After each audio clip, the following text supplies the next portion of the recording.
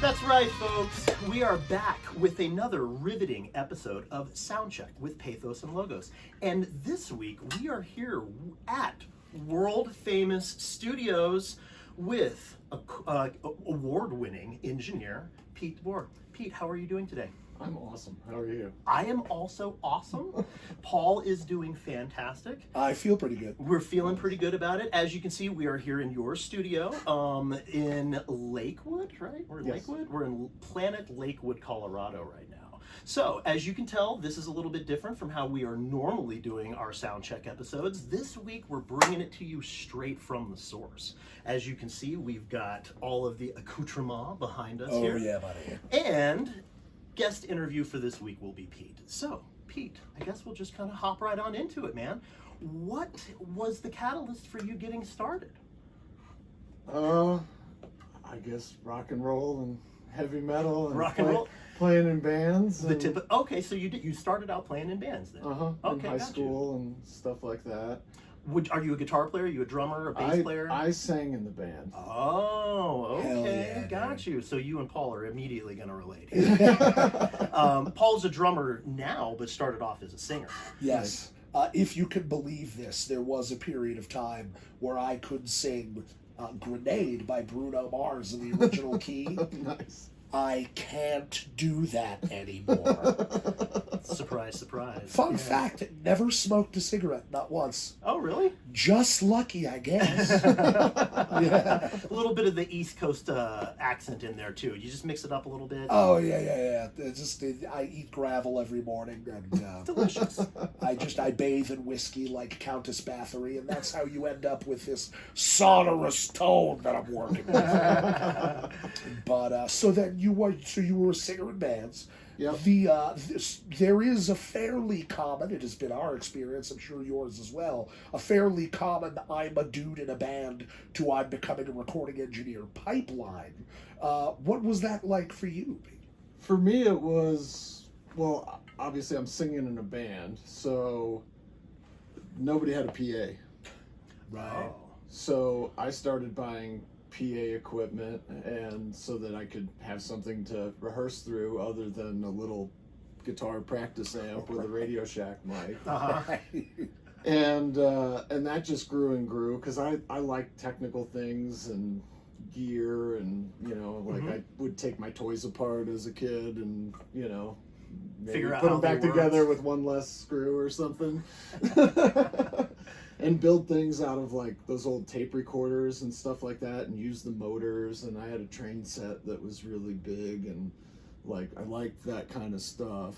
So the PA grew and grew and grew, and we were in high school, and there was no clubs or venues in our town, so we would basically do our own DIY shows. Okay. That's very cool. And my drummer was 21, so he would buy beer and we'd have parties, and it was kind of crazy. Okay. So like DIY, kind of like punk ethos type shows then. Yeah, and my dad had a big metal barn, and I built a stage in there, and we had the PA, so we did a couple shows in there, and then we would do a show at the Elks Lodge, or do a show at some restaurant that had an outdoor space, just random, totally All DIY right, stuff. dude. Gotcha. And okay. I really liked the production aspect of it. It was exciting. The show must go on. We got to make this work. We gotta do this. So yeah, my first vehicle was a cargo van to move the PA and all the band gear and stuff like that. That's how you know you got a lifer on your hands. Yeah, buddy. That's how you know you got a lifer on your hands. When I first met Paul was in a minivan. That is correct. That's precisely accurate. I had a purple soccer mom van with a Slayer sticker on one side and a soccer ball on the other one, dude. I haven't thought about that in so long. Long time. But that's, in a way, like musician to musician, a dude rolls up with an Econoline or a cargo van, you're like, BFFs. We're going to get along just fine. That's right. Okay, so that ends up being the catalyst for you then. So it sounds like you're collecting PA equipment, right? Yeah. And so by default, you're kind of acquiring a studio at the same time, right? Or studio equipment. I mean, it was more, I was a sound guy. And I didn't, at that point, studio was nowhere It wasn't on even my radar. Like but I like doing live sound, and I was like, well, if this rock star thing doesn't work out, like I like being around this stuff. Yeah. I like the production. I like doing live sound. You know, I started in school. Like they're like, where do you want to go to college? And I'm like, I don't really want to go and spend 4 years doing English and math and stuff with, you know, Rounding the same kind decimal of people places that I and hate stuff. in my high school. Yeah. Like I don't want to do this. I want to be a rock star, but I also like live sound, so maybe I should go to school for something. Okay. So like I said a little when we were just chatting, I started going to the clubs in Albany, New York, and asking like, can I work here for free, and started doing shows there and helping out and stuff like that. And worked at like a, you know, Corrosion of Conformity would come in, or Machine Head, like all those bands at that time. Fuck yeah, dude. Holy shit, that's Okay. dope. I was just gonna ask, like, did you have any like big bands coming through that you were kind of starstruck Yeah, there by? was a big venue. I mean, it was okay. awesome. And then, you know, so as I was finishing high school, it was like, well, what am I gonna do? So Wait a second, I'm sorry. You were still in high school when you're doing all this? For real? Yeah. They'd let you in the venue? But you're like 17 years old, right? Yeah.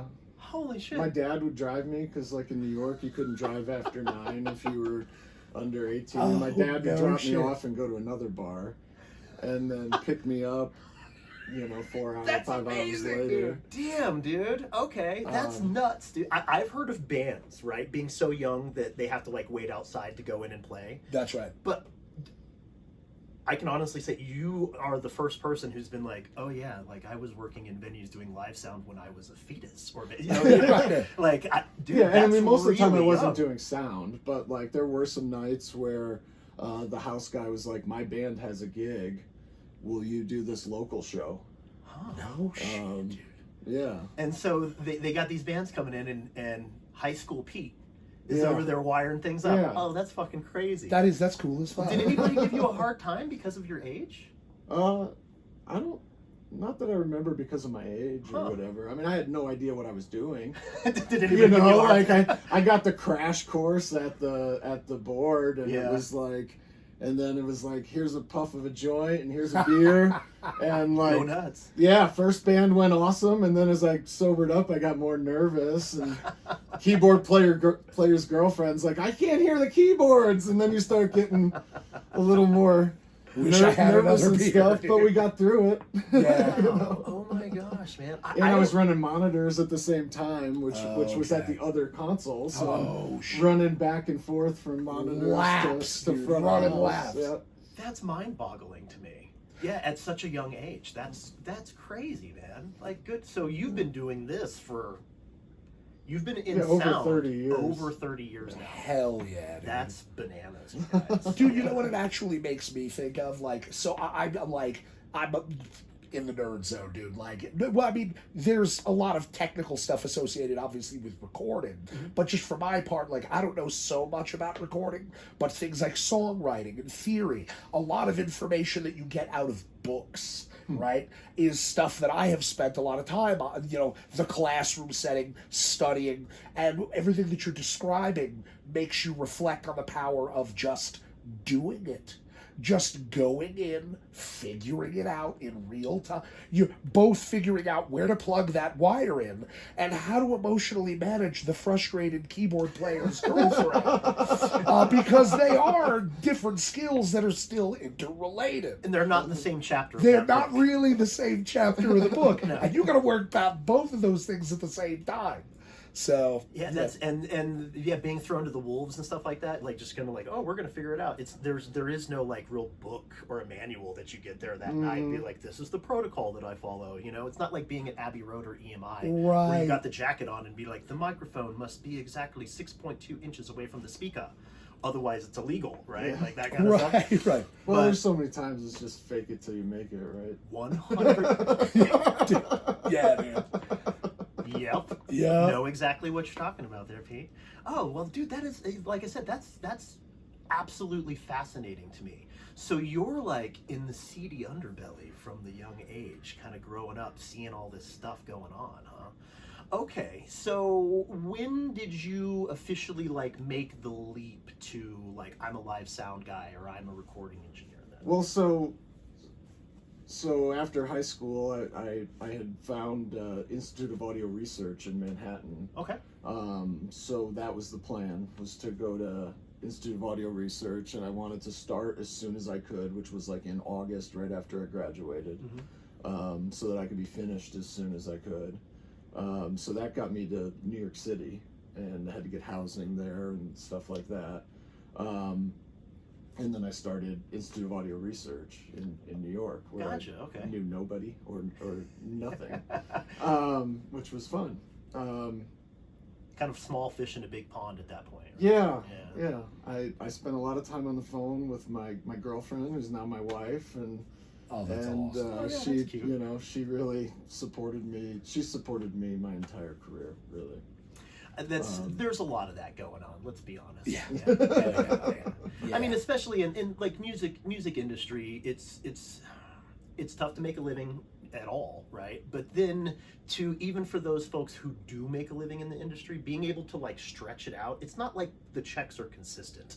You know what I mean? Right. So it's like you're gonna get this chunk of money and you've got to make this last until the next project is done or whatever. And so yeah, there usually is a significant other there, kind of pinning us from underneath. Right? Yeah, well, and emotional support. I mean, it's not Oh, yeah. easy. It's none of this is It easy. exacts a toll. Having a dream and doing what nobody else understands and is crazy, and like and like the financial part of it is like, yeah, all of a sudden I'm 30 and I don't have a real job, and I don't have a 401k, I don't have Like health insurance, the safety nets that like most U.S. citizens would normally have. Dude, we relate. We don't have health insurance. We're both technically business owners, so we don't have anybody cutting checks to us. Like we have to be penny pinchers because nobody at the end of the day is looking out for your pocketbook except for you.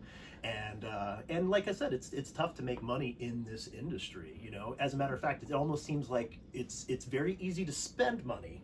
Oh yeah, That's for sure. But then to get it back can be kind of tough. So. And I think there's also a lot of merit to what you said about just your wife being supportive of what you're doing, man. You know what I mean?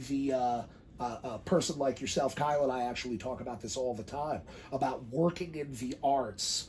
It's almost like a secret vitamin that you have to take, that if you don't get it, shit starts to go wrong, man. And it is helpful for your partner to just kind of understand what makes you tick, and that you just need to be able to do your thing, Yeah. I'm like thinking about it now. I've gone through so many girlfriends. Oh, I've so many girlfriends at this point. I've broken up with women because they were slowing down my snare drum practice routine, bro. Be like, I can't go out with you no more. Don't you know how many paradiddles I have to play? Like, come on. There's not enough time. But suffice it to say, it was the education in New York. You didn't know anybody there. You just kind of went in and figured it out, dude. Yeah, and I was going to school and commuting from Brooklyn, and one day after class, it was dark, and it was winter, I guess, and we'd just kind of, all the kids or whatever would just kind of be outside the school smoking or whatever. I was a smoker, and this guy comes up and he's talking to people, and I'm like, oh, he's gonna ask me for a cigarette.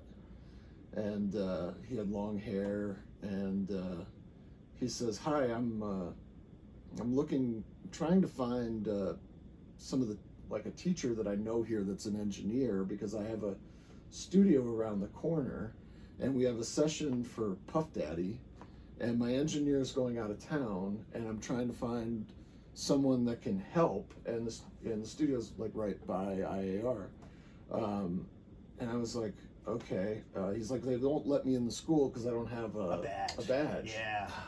And I was like, okay, well, I mean, I obviously have a badge, so maybe I can help. And so I went in the school and tried to see who was still there, like out of my teachers and stuff, and talked to a few different teachers, and was like, this is a guy that needs an engineer for Puff Daddy session, like, and they were all busy. You know, one guy's like, I got to get back to New Jersey, or I got to go to dinner, blah, blah, blah.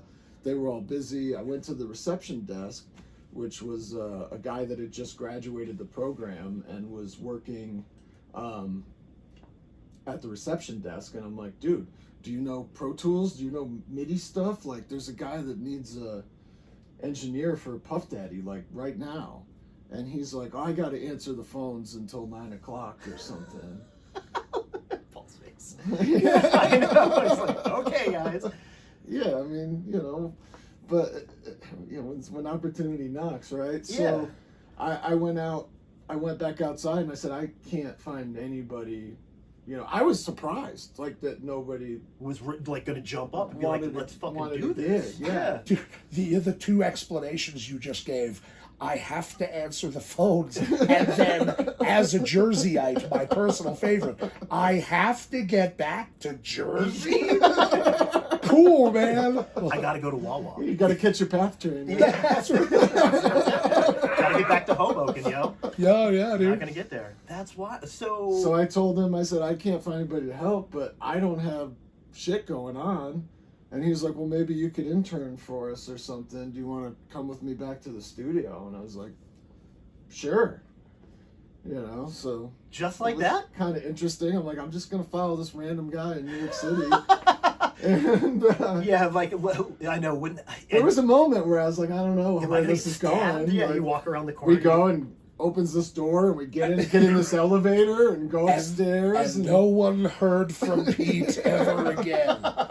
But we get out of the elevator and it's just kind of like a hallway and it didn't look like anything. And then we go around the corner and open this huge door that was like one of those big wooden like a cooler door or something, like an old school door right. with that big kind of latch, and open the door and boom, just this super spaceship control room right there. Fucking right on, dude. That's crazy. Okay, so did you end up doing the session with them then?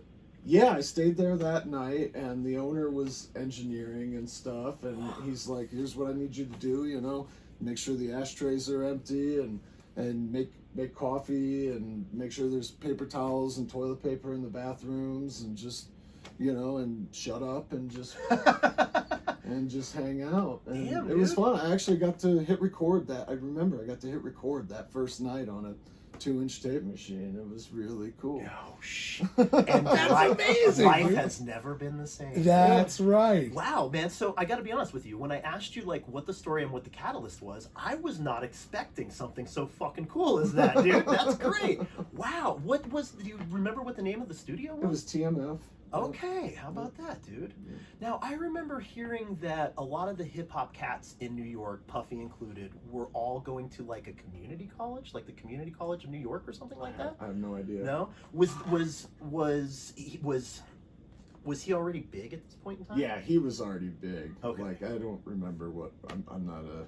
Me either. That's why I'm like, I don't necessarily know what the trajectory I don't of know what it record is. it was, if it was like All About the Benjamins or whatever, or right after that record. Uh-huh. It was like Right. it was 98. But he never came to the studio Oh, okay. because he actually had his own studio, Daddy's House, that had 2 studios, and then they had booked our studio and we're doing like extra stuff or something else. And there was a couple of guys that were just in an ISO booth, like working like 20 hours a day, organizing Puff Daddy's sample library. Holy shit. Yeah. It's its own job. Huh? Wow, dude. Organizing a sample library?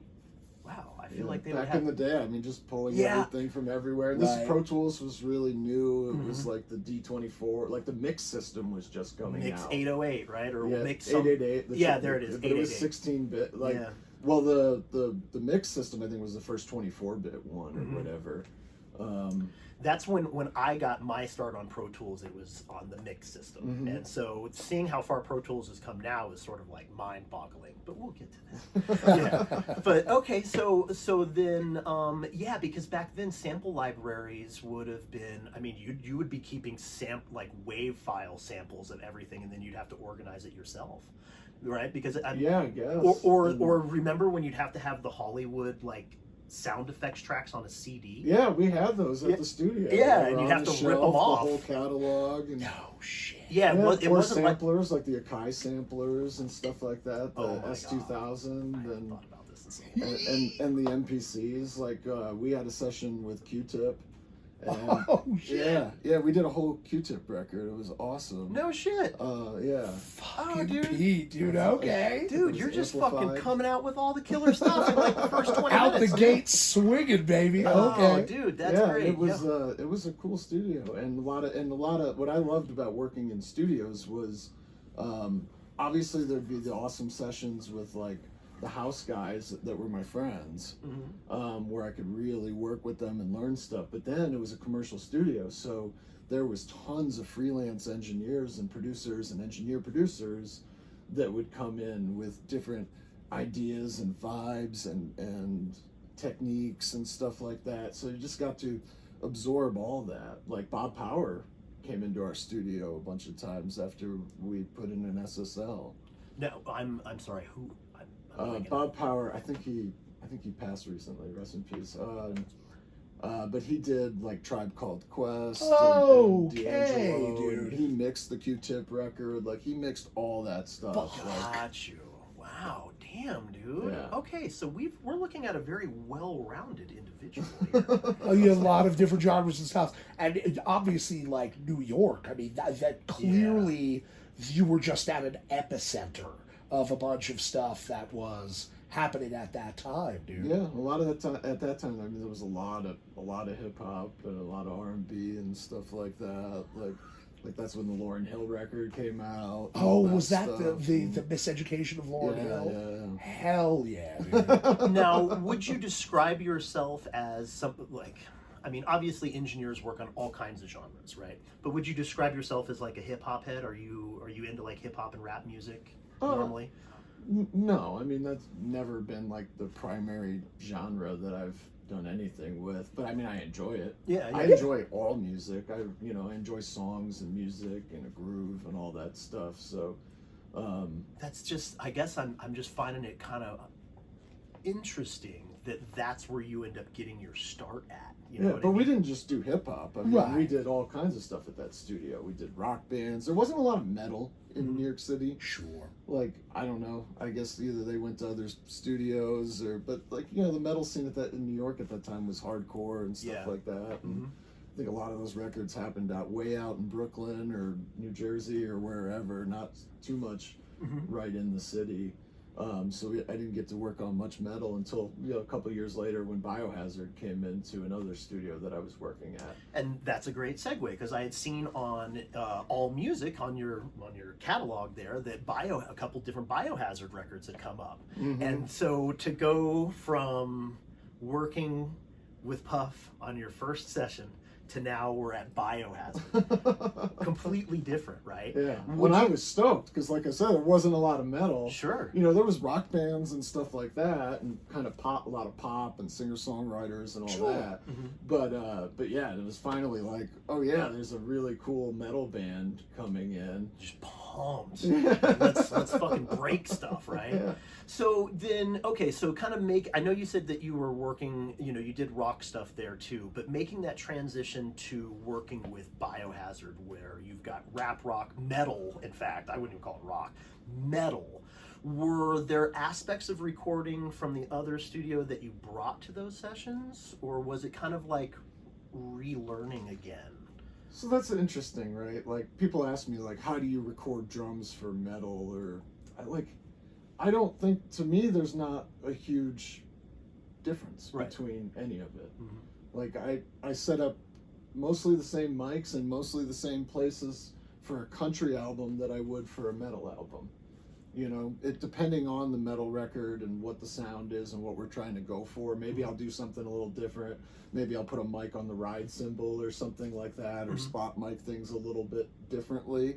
But as far as like the capturing the sound part, it's not really that different. I mean, maybe I'll experiment with stuff a little differently. Like, You know, maybe for a metal record, I might distort this weird little lo-fi room mic that I necessarily wouldn't do for a country record. But it's, you know, just kind of the vibe and having fun with it. Yeah. But, you know, I might also distort that mic for a pop record where I want some, Right. you know, like, Yeah, true. Yeah, get kind of like a telephone. So I think it's really the same techniques and kind of goal no matter what it is that I'm doing. Pete, that is fascinating to me. I feel like you read my fucking mind just now, dude. Because I was gonna Can't stop. Never not working. I was wondering, you know, like Kyle and I had the way that we all do have a variety of different musical influences, and the way that something from a pop record might enter your writing process, writing like a death metal track in some subtle or understated way. And I was just about to ask you whether or not stuff that you learned from a rap session might inform a metal session or vice versa, but you kind of just touched on that. Yeah, you know, for that sure. there might be minor modifications here or there, but as you said, it's a lot of the same gear, you know, the mic set up in comparable places. Yeah, good mic's a good mic. Yeah. Right, There's no, dude. you know, there's no heavy metal mic versus a country, like, That's a good point. if there is, it's just marketing. Yeah. Right. right.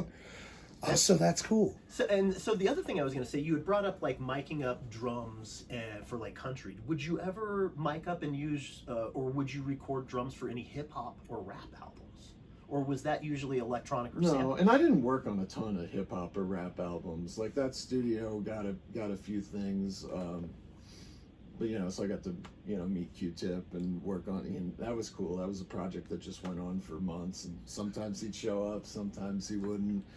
He was super chill. And it would just be him. We would have to rent an MPC with like a jazz drive or something, and he'd just show up with the his disc and put it in the MPC. And that's that. Yeah, and then we'd transfer it to either D88 or 2-inch tape. I know that everything eventually went to 2-inch because that's what Bob wanted to mix off of. Oh, really? So even on the hip hop stuff, it would go to 2-inch tape. Well, yeah, I mean, before the digital stuff, Yeah, good point. It would all have to be, like NWA, all the Ice Cube stuff. Yeah, you're right. That would all have to Tape. Yeah. And he probably did a lot of backwards things and just had a lot of techniques and fun stuff. And I know he played guitar on a lot of those records. Oh, no shit, dude. Yeah, Okay. different stuff on, little that's dips super and cool. bobs. And That would have me out of my element personally. It would really have me out of my element, especially going to tape. Like, I mean, because you think about it now, like doing samples and sounds and stuff like that, and sound design is pretty easy relatively in the computer, but getting it to tape is a whole different animal because you have to perform it off of like that, or have a sample off of a CD or something that you end up ripping to tape, right? Or sit there with the drum machine and actually perform it, right? well, the NPC would play the sequence or whatever, and then you just, whether it was, we had digital tape machines then too. Like, Oh yeah, the digital audio tapes. like Yeah. the D88s, the modular digital multi-tracks. We just dump it in, and sometimes I don't know if we would even sync that up, but you could sync up an MPC to time code or whatever so that it was locked. So if you needed to change something, you could just relock it up and change the sequence or do whatever, or cut the tape. Damn. This is my favorite day. This is a good fucking day, dude. Okay, so I kind of got off a little bit there. I'm very enamored about the whole dude just comes up to you and is like, "Hey man, let's go." I mean, talk about opportunities, right? And Well, and just grabbing that opportunity. Grabbing that opportunity, but by your own explanation, Pete, you were looking for other people first because, dude, can you help this guy? No, I have to go back to fucking New Jersey. No, I gotta answer the phones. Yeah. And so then it was all like, this is it. I have to make it happen right now. Yeah. And that's, I don't know. That's just, it's inspiring. Yeah, and it's you very specifically answered the question, what was the catalyst? Because I'm sure you've probably thought about it a couple times. What if you didn't do that? Yeah, I guess. Actually, actually, I really haven't. Have you not? Wow. No, because it's just I got on the train and the train hasn't stopped. Like, Dude, the merits of not looking back. Exactly, You know? yeah. And for what it's worth, I mean, maybe there is something to be said about that, right? Just kind of keeping, I don't want to say tunnel vision in a way, but just keeping you're always looking forward. You're not thinking about the stuff in the rearview mirror. Yeah. Like you said, get on the fucking train, right? yeah. The I mean, train's I've not thought going- about what would happen if I got off the train at some point. But, Right. Sure, yeah. So, okay, so that gets us to Biohazard. Now, Oh, yeah, buddy. Biohazard, some people would consider to be, what's the word I'm looking for? Oh, what is it? Heavy? Yes, Yeah. heavy. No, the other word I'm looking is not sensational. What's the word I'm looking for? We'll edit this out. I'm blanking out on the word. No, what is it? Jeez. Boy, this is not a good look for me. We will edit this out. This part will get So edited. basically, what I'm trying to their reputation precedes them in a way, right? Mhm. Tough dudes, New York guys, dudes you don't want to fuck with. What's it like to be in a room with the dudes from Biohazard? I mean, there's some big personalities. I in bet, that I band, bet, dude. for sure. Yes, sir. I mean, Yes, is sir. it intimidating the first time, or are they all just kind of a bunch of like cuddly teddy bears after a while? Usually in the studio, people are pretty chill. I mean, you know, there's definitely egos and stuff like that, and some people have bigger ones than others, Oh yeah. and some people wear them all the time, and some people don't. Polarizing is the word I was looking for. There It finally it got is. to me. Polarizing. But I mean, those guys were really progenitors of new metal or rap Yeah, metal in a dude. way. I kind of feel like they didn't get their just deserves. You know, maybe they got overshadowed by some of the other bands that came out after them. But most of those bands still credit Biohazard as dude. a major influence. They were a major part of the DNA of that entire thing. Yeah. And so you did a couple Biohazard records, right? Yeah, so they came into the studio I was working at for the first record that I worked on with them, and they tracked drums at Oh, that okay. studio, and then went and finished it Somewhere else. somewhere else or whatever. I think I'm an assistant engineer credit on that record. Sweet. And at that studio, and by that time, I had really dove into Pro Tools. Okay. Because Pro Tools was new at both studios I was working at, and a lot of the even engineers that would come in didn't know how to use Pro Tools at that time. I remember. Yeah.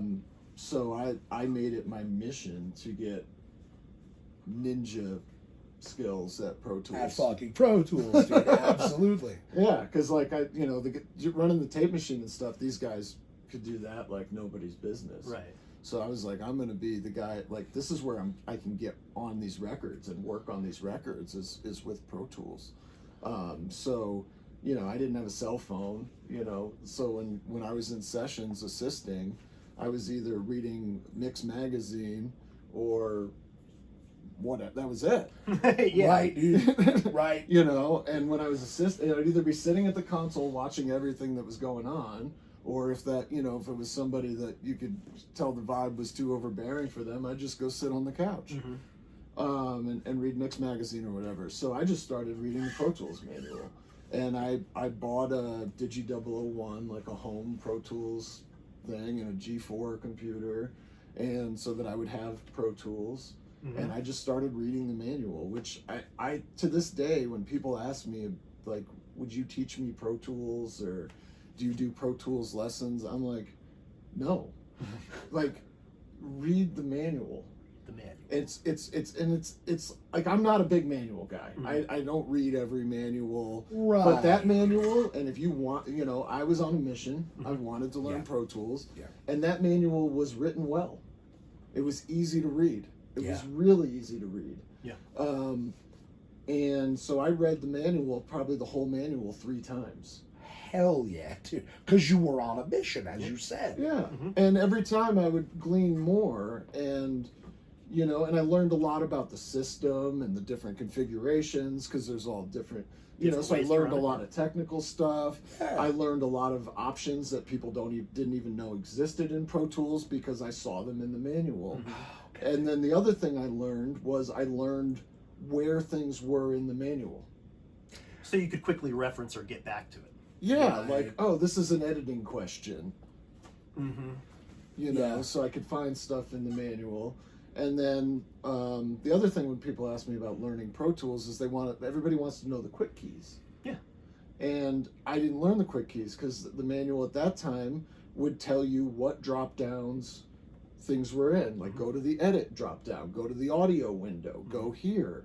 So I learned where all the stuff physically is in Pro Tools. And then, you know, after the 10th or 12th time that I went to the same menu, the quick keys right next to it. Posted right next to it, yeah. So then I started learning the quick keys. Yeah. And that also helped me, like, when they changed Pro Tools. Mm-hmm. Like with version 7 or Air 8 or whatever, they changed a lot of the key commands. Yeah. But I didn't really miss a beat because I knew where to find it. In the drop-down windows and So everything. intimately, you knew Yeah. it all so well because literally you read the fucking manual 3 times. RTFM. Dude, Kyle, I've never thought about this. For as long as you and I have been in bands and friends, and you're an engineer yourself, was there a year or because Pro Tools is just such a powerful force in recording now, and obviously you leave me with the sense you're like, oh, dude, I got to get on top of this. Was there a year or span of years where you could feel the tide turning, and you could feel Pro Tools' primacy coming to the forefront? Like, was it the early 2000s? Like, I mean, it was definitely the late 90s and early 2000s, which is when I was coming in. So, like, I got a little glimpse of what it was like before then. Like, the first studio I worked at was running 2-inch tape, D88 digital tape, and then they had a Pro Tools rig that was just sort of coming off the ground. And then the second studio I worked at, when I started, all they had was 2-inch 24 track and like a Sound Designer 2 sound card that we could do we could fly some vocals around, like stereo files. right. But that was it. And then so they got Pro Tools because they had to. Right. And then, so nobody knew it. So I just like kind of inserted myself as the Pro Tools engineer on a lot of sessions. What is referred to sometimes colloquially as an early adopter. Got in there on the ground floor. And at that point, you'd almost be called it was like, oh, I'm the programmer on this record. Like, Yeah, I used to get that a lot actually back in the day because that's all I did at the studio. I worked for a producer, I worked for an engineer, and I basically got shoved in a dark closet and worked Pro Tools 16 hours a day, every fucking day. Yeah. And then once you get your edits done or get everything, I'd turn it over to an engineer or producer, and they would do whatever it is that they wanted to do with it. But man, that's taken me back. That is pretty wild. I was going to ask you about the manual thing because I'm a manual guy. All right. So you went to IAR, right? I went to Full Sail. One of the things that they taught us at Full Sail was they're not going to give us lessons on how to work this board. We're not going to give you lessons on how to work Pro Tools. Like, we're going to do labs and all this shit, and you're going to have to know it. But you need to read the manual, and then we're going to test you on this shit. And so I grew up reading the manuals, just like you were talking about. Reading the manuals on a mix board, reading the manuals on whatever piece of gear that you buy. Still to this day, I have a file folder at my house filled with manuals for everything. Right? Did you read the manual for the J? That's some pain. That is painful. Yes, yes. I tried to. So it's funny you say that. You talk about how the Pro Tools manual was very well written. The SSL manuals are a fucking joke, dude. You may as well need a decoder ring to fucking read those manuals, dude. For what it's worth, the AMEC manual was not super easy to get around either. And then every G manual has handwritten name here, end mix. This is the most important thing, and it's not not in the manual. Not exactly. Silly stuff. So my question was that something that the instructors kind of imposed on you or tried to get into you as a student there? No, we get didn't into do manuals? that. We didn't do that at all. Oh, no, at okay. IAR. So you just and had, they you had the intuitive... They barely had Pro Tools. Like, they had a newer computer lab. Like, I don't think we really did much with Pro Tools or whatever. We did more with, like, MIDI and like, what are the MIDI editors and stuff called? Acid stuff, and like, all, it scared me away from MIDI for years and years and years. I was terrified. I'm so glad. I'm so glad to hear that you had the same experience. Dude, the only class that I ever nearly failed, MIDI. Yeah. I couldn't get my fucking head wrapped around it, and we use it all the time now. Yeah, and I don't remember what it was called, or editor librarian. Like, because you would have a MIDI rack and it would all be wired through a MIDI interface to a computer, and then you could have the computer store and change all the presets on the MIDI rack. Mm-hmm. If you knew how to program it. Yeah, I never got that far. Now it's so easy. Yeah. Like, and especially since we moved to Colorado, I've done so much more MIDI and stuff, because I wasn't, I didn't always have a piano, I didn't always have an organ.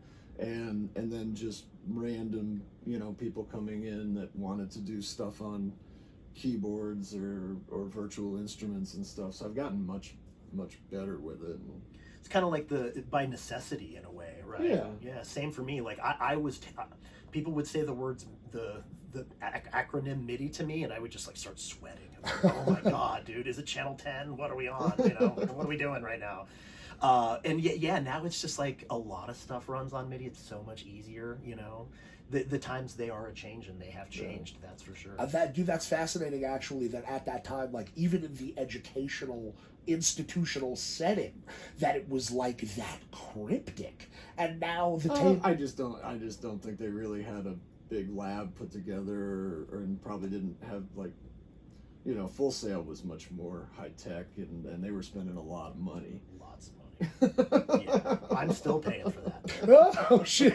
Still got $2,000 that I owe Like we Full said, Sail. they had 3 of this very same. This is the board that I learned on or was trained on there. So it's super interesting. When I saw that you had one, I was like, holy shit, dude, what the fuck? Actually, I wanted to ask you, since we're kind of getting into this, how did this ship? Like, it's not like it comes in one big box, right? From AMEC or to me? To you. Me and a friend flew one way to Nashville and rented a truck and it filled up an entire 20-foot truck with the pieces and parts for this console. Did you pull out, like, did each channel? Did you pull out each channel? No. No? It was actually, it splits. It's in 3 buckets. Okay. And it travels better loaded. I would think so. It's better for the modules, and it's better for the frame, and just to move it loaded. It's heavy. Fucking heck, yeah. But yeah, so it was in 3 sections, and the stand comes off in 3 sections, and the power supplies that you saw, the 1,000 the pounds racks of, of them. Oh and my that god! Custom rack that was built for those, and then all the cabling, the patch bays. That's the most overlooked part of a professional studio is the wiring. So that's that is really the circulatory system of the studio. Yeah. The every connection, every input and output of the console and every other piece of equipment in this room is on that patch bay. Yeah. Now, did you wire up the patch bay yourself, or that came with the console? It came with fucking worth the money. And I had to do some modifications and stuff for different things, like for my outboard gear and tape machines. And I've wired plenty of patch bays. That was one thing. Like the first studio I worked at, the owner was a tech. So I learned a lot of the wiring and technical stuff, because he would do installs for people, and he would pay us more to solder than to work as assistant engineers. Okay. It's interesting you say that, because I worked as an intern for probably a whole year unpaid.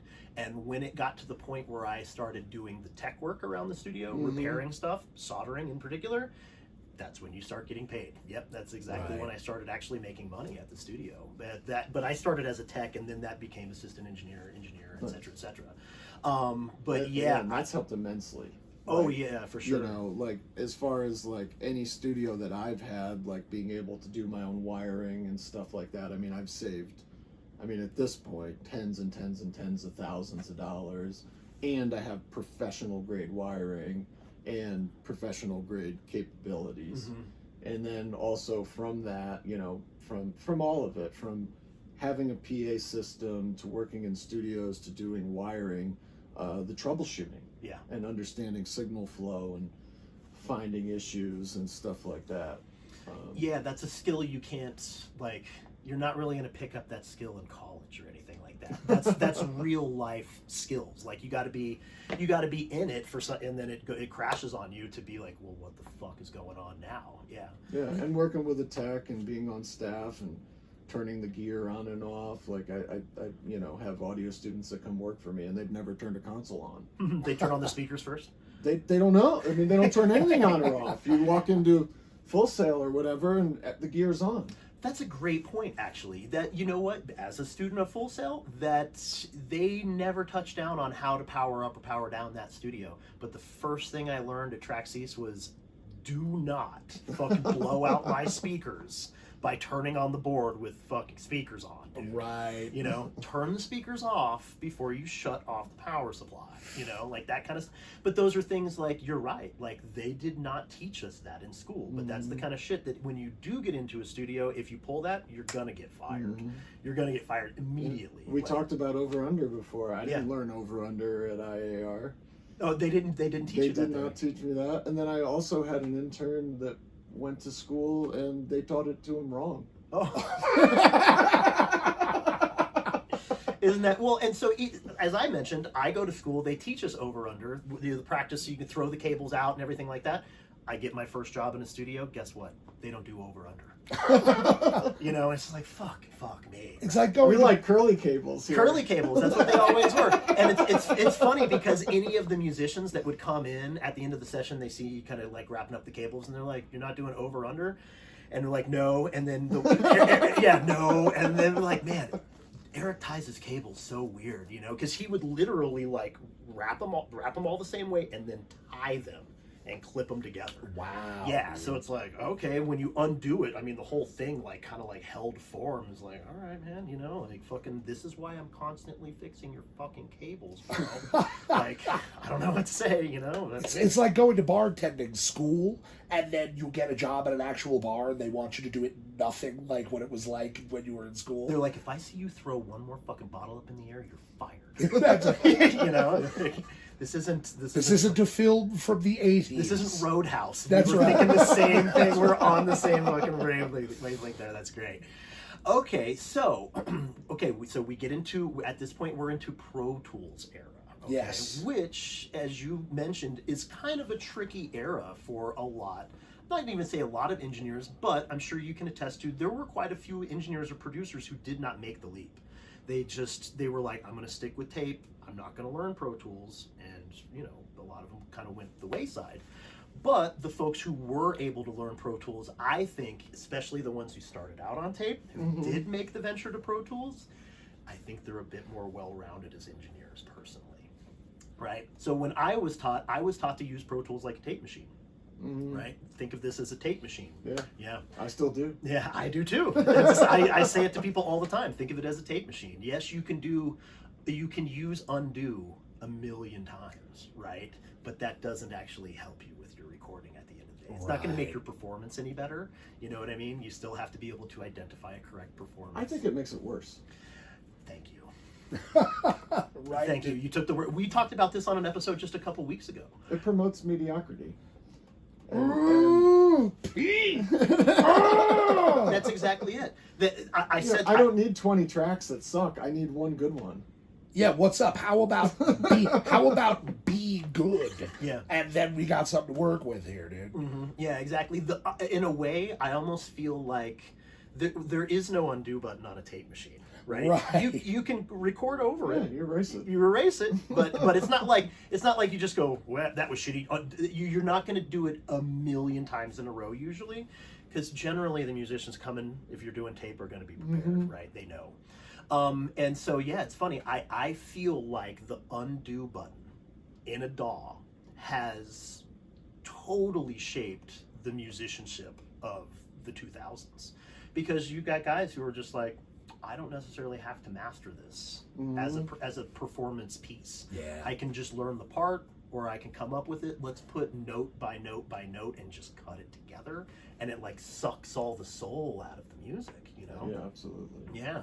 The Well, you don't get the feel. You don't get a full and the performance, music yeah. and all that stuff. Like I don't know. I think it's really hurt a lot of things. Like, you know, there's after a certain date, it's like I can't, like country music I was talking about. It just, there's no life left. The rhythm sections have no groove. There's no, it doesn't even, I don't know. It's like a commercial or something, but it doesn't feel like music. yeah, Yeah. it's almost Doesn't like have Muzak. like Willie and Waylon and all Right, those, like, dude. and a lot of that rhythm section's pounded, and then you've got these great singers and songwriters. Yeah. You know, My wife listens to a lot of country, and so she listens like the older country, like George Strait and stuff like that. Oh, sure. So she sure. had a George Strait record on the other day, and I'm listening to the drummer, dude. And the drummer, it sounded like he was going to go through his snare drum on this country performance. And she's like, "Oh yeah, you know what's funny? This is my shout out to Kelly, right? Kelly's getting a little bit of light shown on her here, but she told me about how they were supposed to be performing at like some kind of big music show, Grammys or CMTs or something like that. And they wanted to put like a screen or something like that in front of the drummer, because they're like, with that, or have your drummer like not play as loud because he's too loud. And they were like, no, fuck you. No. And then they went out there and like they played louder than ever and got everybody pissed off. And I'm like, country music artists. That's fucking great. Sick. But when you listen to like modern country songs, half the times they don't even have like real drums on them anymore. You know, it's almost like making. or they've been replaced. Yeah. It's all art. It's still art, but it sometimes feels like the difference between a nourishing, well-prepared meal at home and something that comes out of a vending machine. Like they're That's a good way to put technically it. both foodstuffs, but one of them has, shall we say, a different nutrient profile. Yeah. You know what I mean? Yeah. Wow. Well, there's a famous country mixer that's in one of these magazines saying, I haven't changed my samples in 2 years. Oh, really? Yeah. Wow. Just going with the same thing. Riding the train, like you said, dude. Stay on the fucking Hey, train. I mean, if you know. Whew, buddy, that's nuts. Okay, well, let's see here. So we've gotten up to... We made it to Biohazard. We made it to Biohazard. And I will say that you did mention the way that the board traveled, which I feel like has got my gears kind of turning about what catalyzed or inspired you to move away from New York and to Colorado, man. Oh, great question, Paul. Okay. So I could finish the Biohazard thing. I Yeah. don't exactly remember. You know, I liked that band, and it was the first heavy band, and so somehow I just, you know, stayed in touch with Danny or something after that record, and just kind of, hey man, how's it going? Is the record done? And stuff like that, and talked to them about some different things, and I think I actually did like a couple one-offs of guitar teching for Billy, which was pretty cool. No shit, dude. What a personality, huh? Wow, dude. Holy smokes. Yeah. No, I mean, I love those guys. And then I guess talking to Danny and stuff, and then they were going to do it. Well, I was going to go to Europe with them, I think. Did you record or for tour? For tour. Oh, okay. Because they needed a guy, and like I wasn't much of a guitar tech, but like I was available, and I was like trying to jump on another train. Yeah. Yeah. And then 9/11 happened. Oh, shit, dude. Okay. Well, yeah, so... Yeah, and that happened the day that was supposed to be my last day as a staff assistant engineer. Oh, really? Yep. Oh, Damn, wow. homie. Dude, I had given 2 weeks notice, and I was gonna go freelance, and I had already had like a couple records lined up, one with a friend, one with another producer. Yeah. And that happened. But I went and did those records, and then they wrote that, so that tour got postponed or something. Yeah. And then I kept talking to Danny, and then they wrote this next record, and kind of just kept saying I'd love to be a part of it. I'd love to help out, Mm-hmm. and that's what we did. And Hell yeah. Yeah, we didn't have a huge budget. Danny wanted to use this studio out in Long Island called Pi that had a vintage Neve 8078, and the place was like a gear museum. It was insane. I was gonna say I've heard of that studio from somewhere else, but either way, that's Yeah, it was neither insane. here It nor was there. a 40-channel 8078 with the 32-channel monitor. They had 32 550Bs normaled across the 32? Yep. They had, Okay. they had two of everything. I mean, it was a museum. They had two Fairchilds, two BA6As, two like stuff you don't see anywhere. Like they had two of them in pristine shit, condition. dude. They had two Studer 800s. They had apogee converters when nobody did. Yeah. Damn, dude. So literally like almost like an archaeologist digging and finding all the sickest It was really cool. They wouldn't let me bring a cup of coffee in the control room. Oh, I had to sneak it in and hide my coffee. I'm like, what do you mean I can't have coffee? Yeah, well, I mean, imagine just spilling it on any one of those. any pieces. any of the aforementioned Yeah, I items. get it, but Yeah, this is also a studio. Like, Yeah, bro. We're working here. Like, how can we not have coffee? Wow. Yeah, you can't take a man's coffee away from him. Come on. Yeah, that's fucking crazy. Wow, dude. I mean, I can understand why they would want to do the record there then. Yeah. Yeah, so we went out there and stayed in a hotel and tracked drums. We actually finished in 2 days instead of 3. Oh, even better. And then we finished the rest of the album at their rehearsal space. Oh, no shit. Affectionately dubbed Rat Piss Studios. That's amazing. I It was, saw it was in that in the Dumbo, credits. Brooklyn, Oh. in the basement of a warehouse building with other rehearsal spaces. I mean, it was, Oh, that's so fun. That's fucking and awesome. it had rats, and people would piss in the stairwell. So I mean, it was literally Rat Rat Piss Piss Studios, Studios. dude. Oh my god. That's Wow. great. So, And I brought all my gear there, and I think Billy had a Mix Plus rig, and I had a Mix Plus rig at that point. And I had a 12-channel Wardbeck console, which is like a Canadian broadcast console, kind of like Neve was built for the BBC. yeah. Wardbeck built consoles for the CBC. Oh, that's news to me. Yeah, and they I was had today years old when I yeah, learned that. and they had ICs and stuff in them, so they weren't quite like Neves, but they sounded cool and stuff. And I found one in Canada at some point on eBay and drove up to Canada and picked it up, and I Fucking had made it had it happen. in my third floor walk up. And Nice. it probably weighed 400 or 500 pounds. Oh like my god. my dad bought me a refrigerator dolly with stair climbers so we could get this thing in and out of my apartment. That's Oh, fucking man. awesome, dude. That's great. Dude, half your origin story is moving gear from place to place. dude. Yeah, dude. Yo. Well, because I mean, people don't really think about that, right? They're like, you buy the gear and it just shows up, or you go to the studio and the gear's just there. Like somebody has to go get that shit and move it into the Yeah. moving a tape machine, dude. Nightmarish. I did They're, that. they're actually almost harder to move than the console because they're so heavy and they're so compact. You Yeah. can't put 6 guys on it, and you're tripping over it Yep. the whole time. I helped Eric move one up a stairwell, and we looked at each other, and he's like, "Never again." I'm like, "Eric, no, I'm not doing this." That ever, was dude." the day the disc in your back blew, dude. That was the day. That was the start. Yes, that was the start.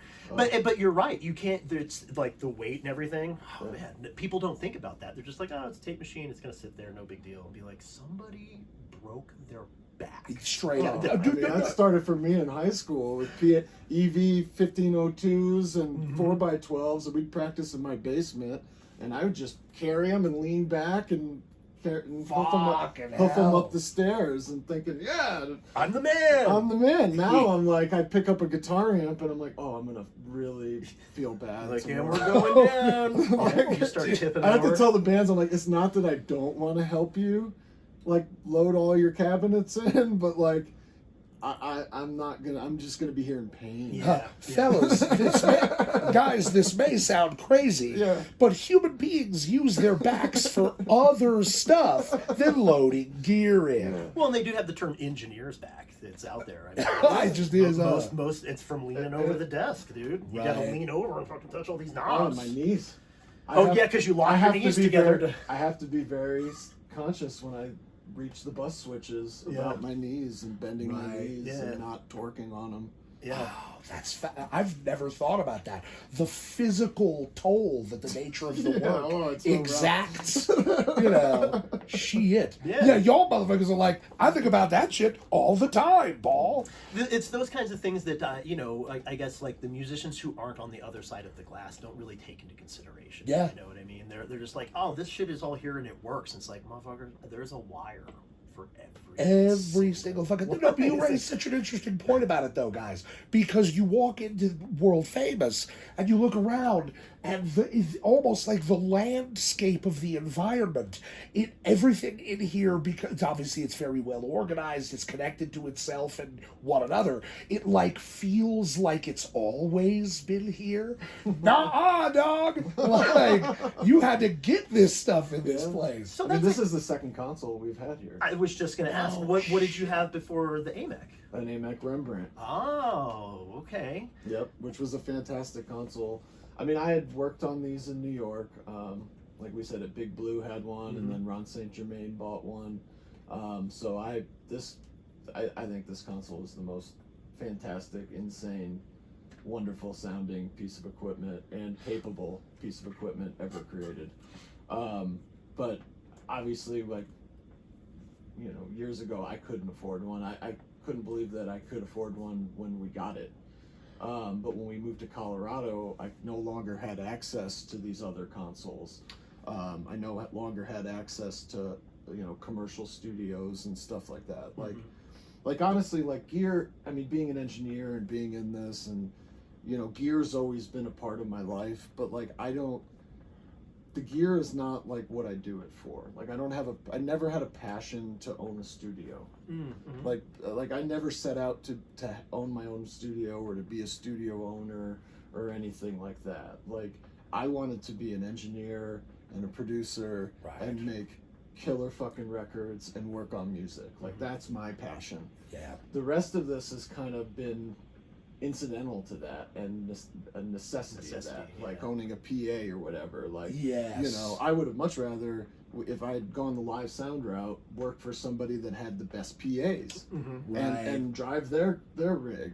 And when I was in New York, it was like I would freelance at different studios because I wanted to drive the best cars. It's like, you know, if you're the NASCAR driver that's pulling up with a trailer behind your pickup truck and everybody else is, you know, got, you know, whatever, Goodyear money or whoever, you know, like I want the best equipment. Yes.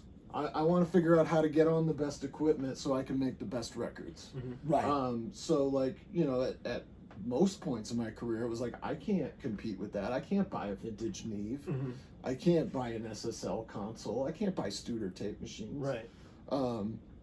So I just wanted to work at the best, and I like working at commercial studios. I loved it. I loved going to, I still love it. I still go to residential studios like Sonic Ranch, and I go to a place out in Iowa that's got a huge Neve that I used to work on in New York, which is the connection there. Oh, that's funny. Yeah, I used to do a lot of work at the Magic Shop, and a guy in Iowa bought all the equipment from the Magic Shop and put it in a barn, so it's called the Magic Barn. Oh, that's And- amazing. Yeah, dude. and it's a huge vintage Neve that I used to work on, so it's really fun to go and see that console and work. The first few times I worked there, it was like overwhelming deja vu. I bet. Because he bought everything.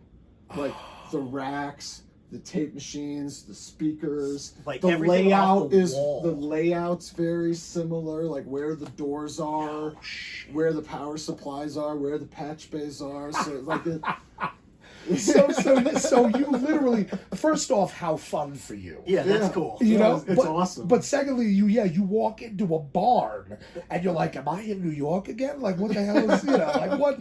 Yeah. Oh, that's cool, man. You know what? The only thing you didn't get is the famous Magic Shop carpet. But there's Maybe a little that's for the bit of it better. on the rack. It is for the better. Maybe. Or the couch. Whew. Lord have mercy. Yeah, every studio couch has stories. Doesn't it? That's right. You know, man, that's interesting that because we had guests on. Remember Moon Pussy? Oh yeah, dude. For They sure. went and recorded in Iowa They did. at a barn that had an SSL, Oh. and they said it was on like 20 acres or something like that, and they stayed at the studio. They lived there for the It's 2 weeks that they gotta recorded. be the same place. I'm gonna Well, send they them never an had an email. SSL. Oh, they did. Oh, there was no. Okay, gotcha. I misheard you. I'm this sorry is about that. it's a Neve. A And Neve, it's- my bad, And my it's a crazy custom one. It's a horseshoe. It wraps around.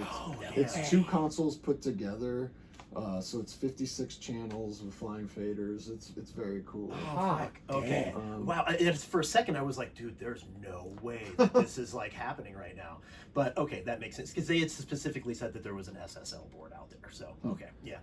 Wild. Yeah, Yeah, dude. that's pretty cool. Well, I've heard of other studios like Diplo. Diplo bought the Beastie Boys studio, Okay. right? And he kept all the gear and everything like that. And then didn't Dave Grohl buy all the gear out of Sound He City? bought the console.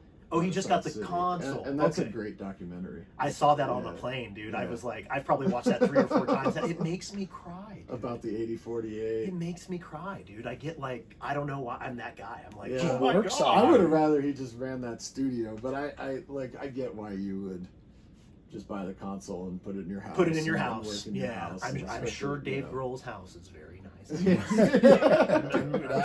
I'm sure he's not bummed about that. Yeah. But there's only a handful of situations that I can think of where I've heard of like this whole studio has basically been bought and moved. Yeah, or something that's like fascinating. Yeah. I think Dave actually wanted to help the Magic Shop too in New York City. That. Oh, really? Yeah, because he had worked there on the. I don't know if you've seen the Sonic Highways series. The document or Yeah, docu-series that it's Dave on Grohl HBO did. or something like I think that? so. Yeah, yeah. Where they go with the Foo Fighters Mhm. to all these different studios in different cities and Mm-hmm. and write and record a song in that city and in that studio. No shit. Yeah, it's really cool because they don't go to like the best, craziest corporate studio. They go to like the vibey, small boutique studios where really cool things happen. Yeah, dude. Oh, that's cool, dude. Yeah, I have seen that one, dude. Yeah, and the last Good. episode is New York, and they go to the Magic Shop. Oh, Oh, that's no so shit. sick. Dude. That's pretty cool. That's dude. cool as fuck. That would. I bet you're like, I'm watching this. Oh yeah, I mean I watched the whole thing. Yeah. I mean because a lot of like I've done a lot of East Coast stuff and different stuff and some LA stuff, but like I didn't know any of the studios in Seattle and stuff. So like Right. seeing all those studios and like the different places, like the one out of LA that they go to where they did like I guess Caius and some of that stuff. Oh, okay, dude. Like some really All cool those like shit. the desert rock yeah, stuff. Yeah, I'm gonna have to go And back. that's in somebody's house. And Right. Yeah. I have to go back and revisit that because that I think that came out 10 years ago now, maybe. Did or it, something dude? like- It's been a little while, right? That's been out. I don't want to admit it. I got to go back and rewatch it. But us talking about it, I kind of have I had forgotten Uh-huh. about that, dude. I'm gonna have to go back and revisit that. There's a scene they do with the dude from Cheap Trick, right, where he comes down and like lays down a guitar solo, and it just fucking looks sick, dude. I was like, Oh, that's awesome. yeah, it's dude. pretty rad. So okay, so we get to 2001. You're in New York. That's the September 11th is your last day at the studio, right? Mhm.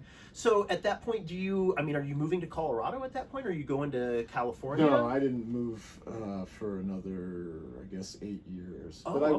went basically.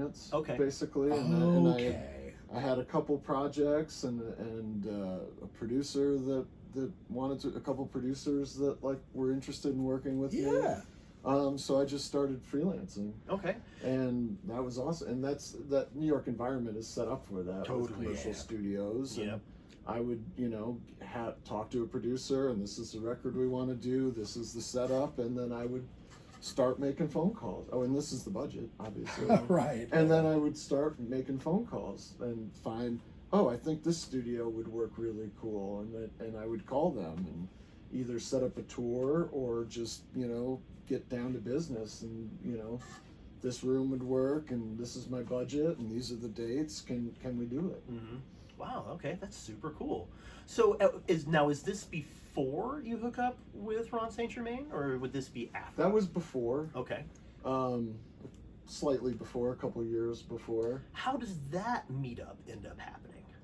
That was because of the Pro Tools thing. Because the second studio I worked at, where I really taught myself Pro Tools and did Pro Tools on a lot of sessions, a band had recorded there and recorded basics, and they called the studio. They said, we're friends with, the guy was friends with Ron St. Germain through another friend, and they said, we're working with him, he's going to track vocals and mix the stuff for us. Do you know anybody that has a Pro Tools rig or can run, has a setup that we can rent or use?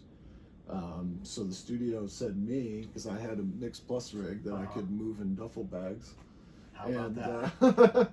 And so, yeah, this guy called me, and I went and set up my rig in a loft apartment, and then, Ron showed up, and we recorded some vocals, and then went out to Big Blue Meanie, and then the few days later, and that was the first time I saw this console, and Ron was a huge proponent of this console. He's like, you gotta see this 9098i, and I had been working on a lot of Neves. Like, I knew that I really like Neves. I'm like, that shit sounds awesome. Great, yeah.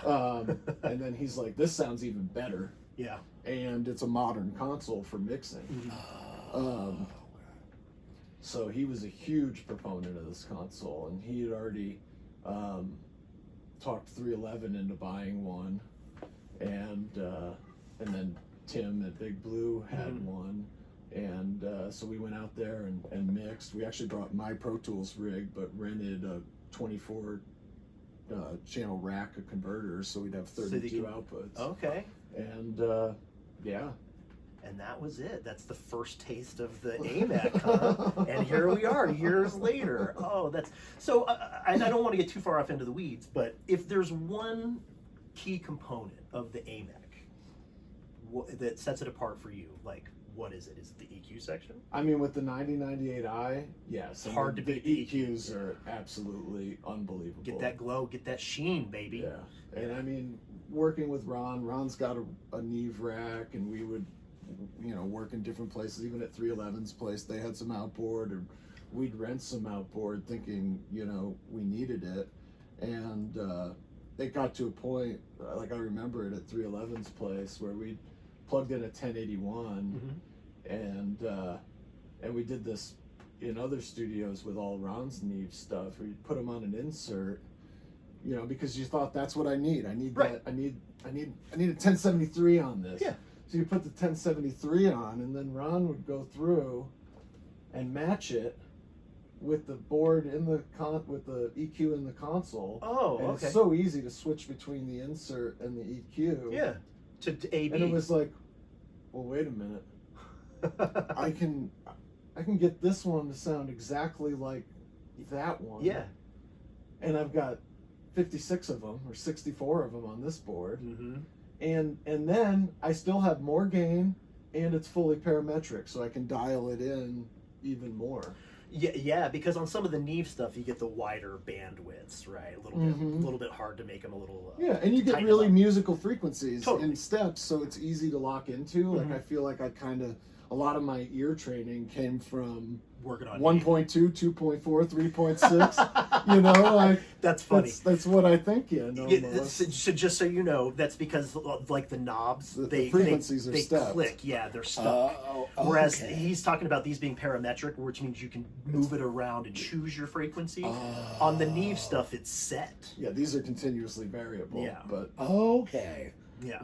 Options, baby. Yeah, this is. We were talking about this on the way down. Paul's like, I'm not going to have any idea what you're doing when you get to this certain point. I can ask you about the emotional experiences of being an engineer, but not too much on the tech side. No, sure. Okay, but like I said, I mean, the tech side, like, I love having the best equipment possible, and this console is absolutely just fantastic.